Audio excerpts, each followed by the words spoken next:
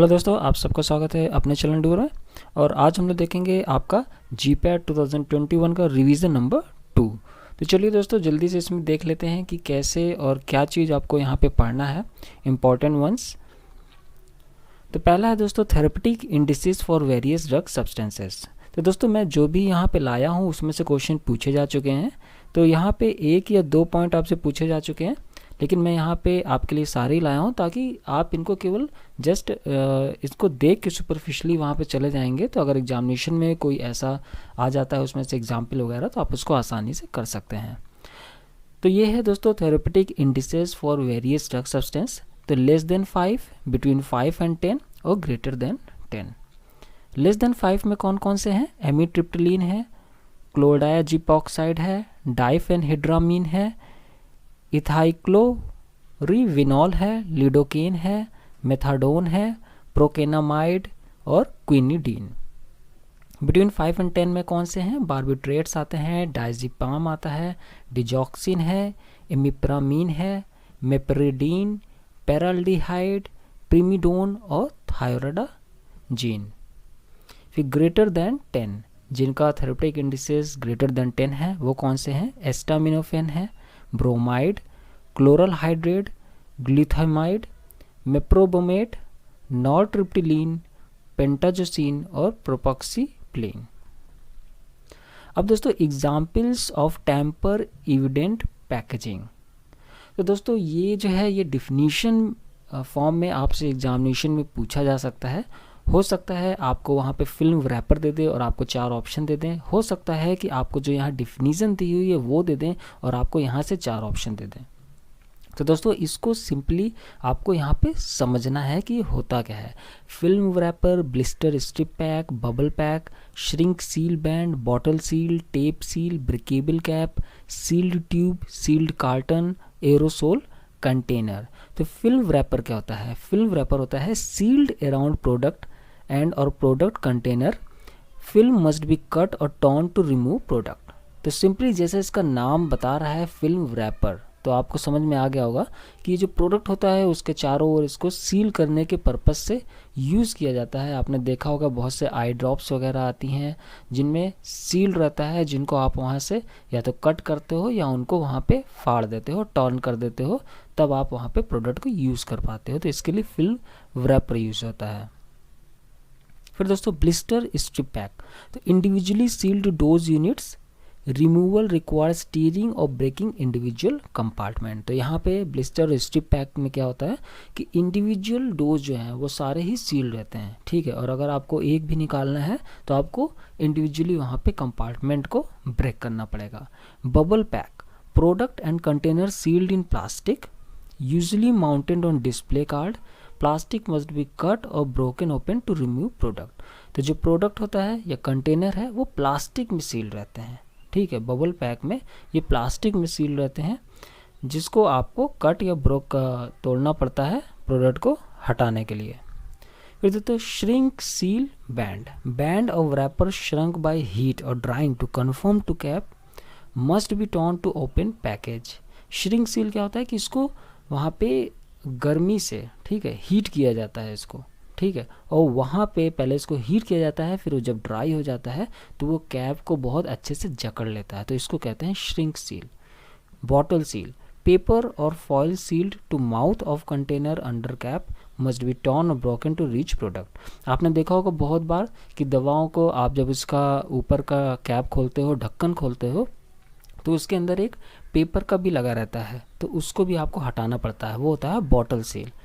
Tape seal, paper और foil sealed over carton flap और bottle cap must be torn और broken to reach product. तो paper और जो फॉइल सील है वो क्या होता है? कार्टन फ्लैप या बॉटल कैप जो है उसके ऊपर लगा होता है, वो होता है आपका टेप सील। ब्रेकेबल कैप क्या होता है? प्लास्टिक और metal tear away cap over container must be broken to remove. Plastic या मेटल का होता है, वो कंटेनर के ऊपर लगा होता है, उसको हम लोग ब्रेक करते हैं, ठीक है, प्रोडक्ट में पहुंचने के लिए, तो वो ब्रेकेबल कैप होता है। सील ट्यूब इसी तरह दोस्तों जैसे इसका नाम बता रहा है, seal over mouth of tube must be puncture to reach product. Seal carton, carton flap sealed, carton can not be opened without damage. Aerosol container, tamper resistant by design. तो जो एरोजोल होते हैं आपने देखा होगा वो टेम्प रेजिस्टेंट होते हैं। फिर दोस्तों example of low dosage drugs manufactured into capsule और टेबलेट डोसेज फॉर्म। तो लो डोसेज ड्रग्स जो हैं वो कैप्सूल और टेबलेट डोसेज फॉर्म में जो बनाए जाते हैं, ठीक है। तो इसके एग्जाम्पल हैं donepezil hydrochloride 5 mg dementia, lisinopril 5 mg for use for anti hypertensive, trandolapril 2 mg की जो है वो एंटी हाइपरटेंसिव है, rivastigmine tartrate 1.5 mg dementia, colchicine 0.6 mg use for gout, rasagiline mesylate 0.5 mg used for Parkinson's disease, nitroglycerin 0.3 mg angina pectoris, everolimus 0.25 mg organ rejection transplant, digoxin 0.125 mg heart failure and fibrillation, fentanyl 0.1 mg for pain, severe pain, levothyroxine sodium 0.025 mg hypothyroidism, Proston 0.008 mg irritable bowel syndrome, pericalcitol 0.002 mg या 2 microgram for हाइपरपैराथायरॉयडिज्म। तो दोस्तों आप यहाँ पे एक चीज़ और ध्यान दे रहे होंगे कि जितने भी अपने फार्मेसी के सब्जेक्ट हैं वो इंटर रिलेटेड हैं। अगर आप देखो तो ये जो पार्ट है वो आपके सिटिक से उठाया गया है, लेकिन यहाँ पे क्या है कि यहाँ पे आपका कैटेगरी जो ड्रग की कैटेगरी है किस चीज़ के लिए यूज़ होती है वो चीज़ भी साथ ही साथ तैयार होते जा रही है। इसलिए दोस्तों मैं हमेशा कहता हूँ कि बच्चे जो है वो मेडिसिनल केमिस्ट्री के लिए बहुत ज़्यादा परेशान रहते हैं, लेकिन आपका जो मेडिसिनल केमिस्ट्री है दोस्तों उसका 70% जो पार्ट है, ठीक है, वो आपका कुग्नोसी और कोलोजी से ही वहाँ पे आ जाते हैं एग्जामिनेशन में क्वेश्चन। तो आपको बहुत ज़्यादा घबराना नहीं है, पहले आपको कोशिश करनी है कोलोजी और आपको कुग्नोसी के ख़त्म करने की। अब दोस्तों ये क्वेश्चन मैंने यहाँ पे डाल दिया है क्योंकि बहुत इंपॉर्टेंट है। इस तरह का इजी क्वेश्चन आप एग्जामिनेशन में देखने को मिल सकता है, ठीक है। ये फॉर्मूला बेस्ड होते हैं, तो सिंपली इसलिए मैंने यहाँ पे डाला है ताकि इसको आप इस तरह के फॉर्मूले से वहाँ पे आंसर निकाल सकते हैं।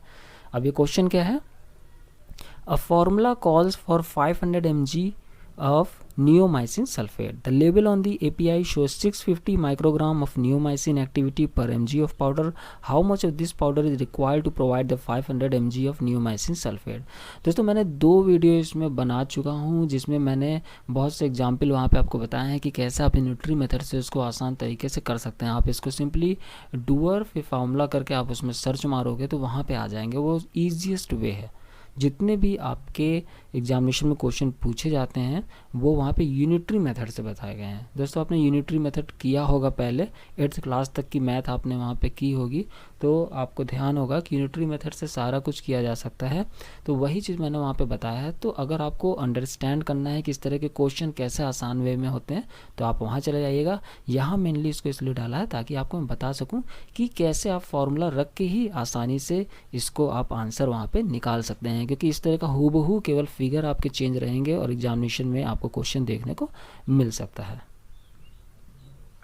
Example protocol for drug and और ड्रग प्रोडक्ट स्टेबिलिटी स्टडीज़। तो स्टेबिलिटी स्टडीज़ का दोस्तों ये जैसे स्टोरेज कंडीशन है, मिनिमम टाइम पीरियड है, ये सब वहाँ पे एग्जामिनेशन में पूछा जाता है। तो लॉन्ग टर्म का स्टोरेज कंडीशन क्या होता है, तो ये स्टोरेज कंडीशन है कि 25 degree centigrade ±2 degree centigrade at the rate of 60% relative humidity ±5% relative humidity, ठीक है। तो आपसे कुछ भी पूछा जा सकता है, आपसे टेम्परेचर पूछा जा सकता है, आपसे रिलेटिव ह्यूमिडिटी पूछा जा सकता है, आपसे मिनिमम टाइम पीरियड पूछा जा सकता है। तो आपको लॉन्ग टर्म का पता होना चाहिए, इंटरमीडिएट का पता होना चाहिए और एक्सेलरेटेड का भी आपको पता होना चाहिए। Routes of drug administration. तो दोस्तों ये सब आसान चीज़ें हैं लेकिन इनको देख के जाना बहुत ज़रूरी है। ओरल आपको पता है, माउथ, पर oral gastrointestinal tract via mouth, sublingual under the tongue, parenteral other than the gastrointestinal tract by injection, intravenous through vein, intra arterial artery, intracardiac through heart, intraspinal और intrathecal spine, intraosseous bone, intra articular joint, intrasynovial joint fluid area, intracutaneous या intradermal skin, subcutaneous beneath the skin, intramuscular muscle, epicutaneous topical skin surface, transdermal skin surface, conjunctival conjunctiva, intraocular eye, intranasal nose, oral ear, intrarespiratory lung. तो simply इनको आप पढ़ के जरूर जाइएगा और examination के पहले ये सब वीडियोस आप मार्क कर लीजिए, इनको जरूर आपको देख के जाना है रिवीजन के रूप में। फिर दोस्तों examples of drug binding to plasma protein, तो ये हमेशा पूछा जाता है दोस्तों, इसमें से एक या दो ड्रग यहाँ पे आप ले ली जाएगी और आपसे वहाँ पे ड्रग बाइंडिंग वहाँ से पूछा जाएगा, परसेंटेज ऑफ बॉन्डिंग। ठीक है, तो नाइपर में ज़्यादा क्वेश्चन आते हैं, लेकिन जीपैट में भी आपके 1 से 2 क्वेश्चन वहाँ पे देखने को आसानी से मिल सकते हैं। नेप्रोजोम 99% बाउंड करती है, कार्बिडोल 98, इसेमोप्राजोल 97, वारफरिन सोडियम 97, फ्लुक्सिटीन 95। ये दोस्तों इंपॉर्टेंट ड्रग है वारफरिन सोडियम, क्वेश्चन देखा जा चुका है एग्जामिनेशन में।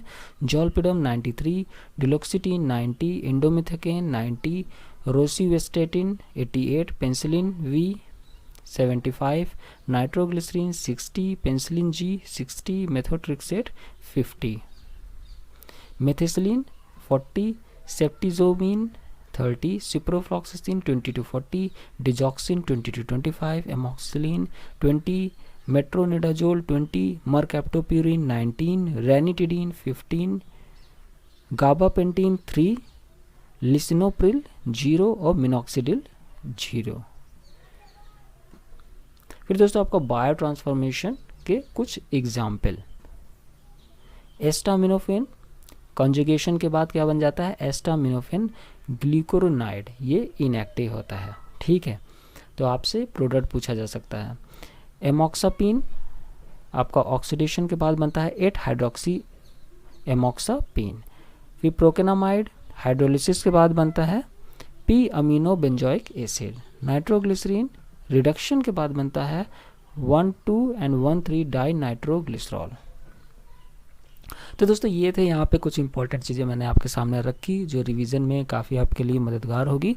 इस तरह दोस्तों आपका भी रिवीजन 3 पार्ट भी आएगा, 4 पार्ट भी आएगा। तो इस तरह ये सीरीज़ की डिमांड है दोस्तों, मेरे पास काफ़ी मैसेज आया बच्चों के, तो मैं इसको यहाँ पे कंटिन्यू रखूँगा और बीच बीच में आपके लिए रैंकर सीरीज़ भी लाता रहूँगा। फिर मैं ये कहूँगा दोस्तों कि जो बच्चे अभी नए हैं ये चैनल ज़रूर सब्सक्राइब कर लीजिए, और जो बच्चे अभी स्टडी मटेरियल वगैरह से अपनी पढ़ाई नहीं स्टार्ट किए हैं दोस्तों, मैं यही कहूँगा कि अभी भी बहुत समय है दोस्तों। ये मत सोचिएगा कि आप बहुत पीछे हैं रेस में, ऐसा कुछ नहीं होता है। आपको सिंपली वहाँ पे स्मार्ट स्टडी करनी है, कुछ सब्जेक्ट के इंपॉर्टेंट पॉइंट्स वहाँ पे पढ़ने हैं और सारे पॉइंट्स हमने एक जगह इकट्ठे कर दिए हैं और आसानी से आप एग्जामिनेशन क्लियर कर सकते हैं अगर आप हमारे साथ चलेंगे। तो हमारा व्हाट्सएप नंबर है 9953703693, इस पर आप हमसे टेक्स्ट करके अपनी क्वेरी वहाँ पे पूछ सकते हैं। Thank you, take care, bye bye.